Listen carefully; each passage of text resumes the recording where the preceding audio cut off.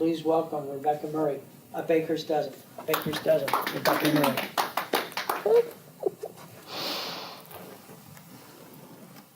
Fellow Toastmasters, in the country of Transylvania, in the town of Transylville, there lived a baker.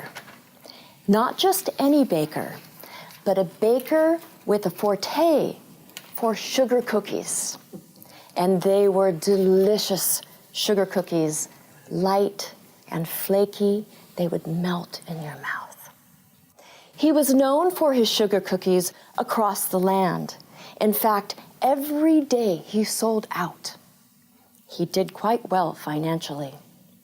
Before he opened, there was always a line of people, of customers, waiting that stretched around the block. But he worked hard at his craft. Every morning at 2 a.m., he would rise, put on his wool coat, his wool hat, and walk 4 blocks south to his bakery. There, he would turn on the lights and put wood in the stoves to warm the ovens for the day. Then, he would start the process of making his beautiful white sugar cookie dough. In large vats, he would put flour, sugar, eggs, butter, vanilla, and start making his dough. Round and round he goes until the dough he could tell was the right consistency to roll out and cut his perfectly round sugar cookies. About 9:30 a.m., always a line started out the door. He could stretch and see it growing and would stretch around the block. By 10 o'clock, he would open his doors, and the first customers would rush up to the case because they knew they would be the first to get the warm sugar cookies right from the oven, the first dozen of the day. And as everyone knew in Transylville, if you got the first dozen of the day, it would be a very special day indeed. On this particular day, the baker looked at the clock. It was 3:30, and he still had 1 dozen cookies left in his case. Oh, never mind, he thought. I'm just waiting for my last customer of the day to come in and take this last batch of cookies home. 3:45, 3:50. At 3:55, the door opened, and there walked in, hunched over, with a cloak over her head, the ugliest witch he had ever seen. Now, he was used to seeing witches. This was Transylville, after all, and he knew most of the witches in the town by name, but this witch he had never seen before. She had the biggest nose he'd ever seen on a witch, and 10 warts all down the middle. 6 long hairs out of her abnormally long chin, and the witch hobbled up to the counter. And there she put her finger up as straight as she could, and she said, "I'll take 1 dozen. And the baker thought, perfect, I will sell out for the day before 4 o'clock and give this witch her dozen.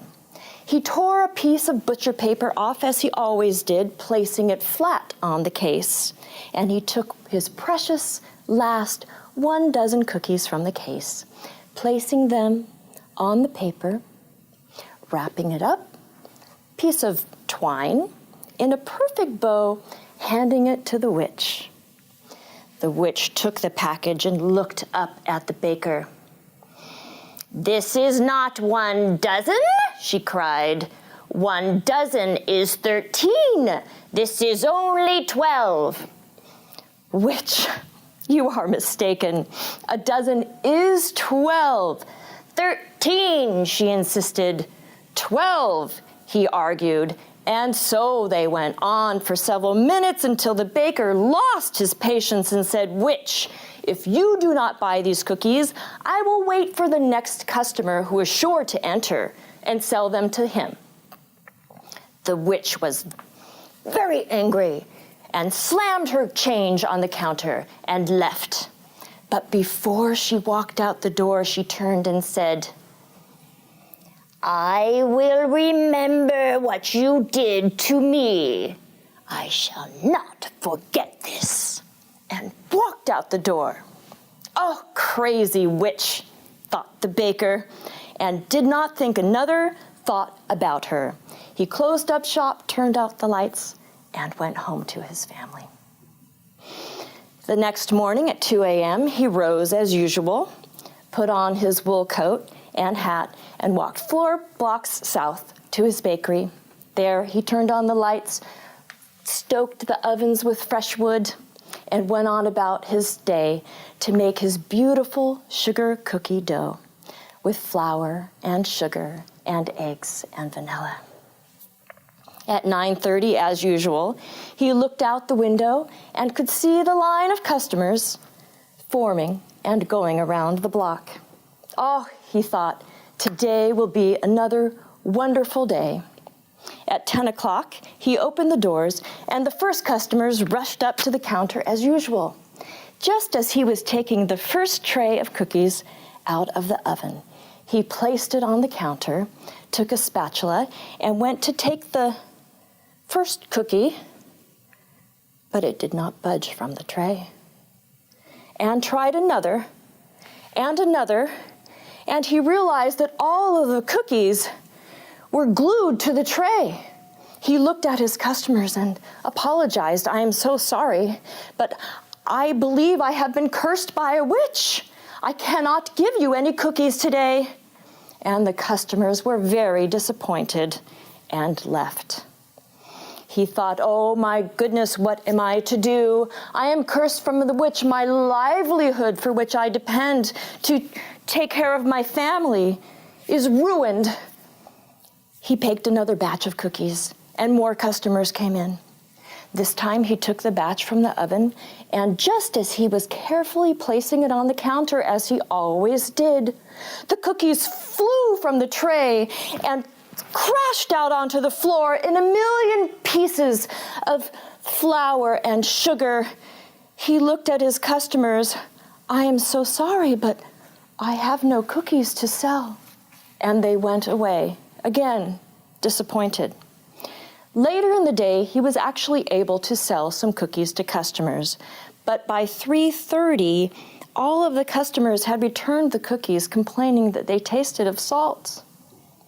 "What am I to do?" said the baker. "My livelihood is ruined because of that witch."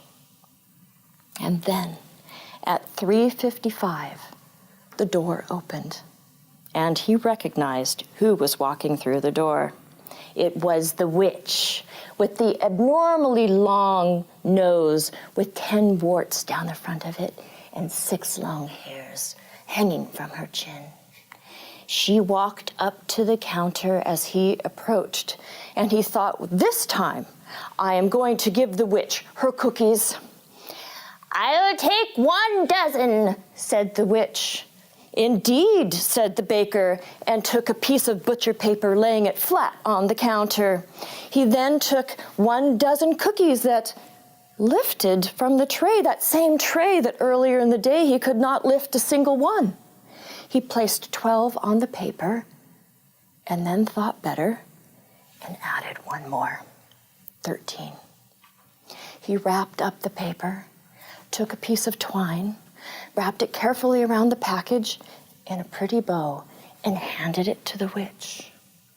The witch took the package and smiled for the first time, and with her toothless grin looked up at the baker. "Because of your generosity," she said, "the curse has been lifted. Henceforth, a baker's dozen will be 13. Mr. Toastmaster.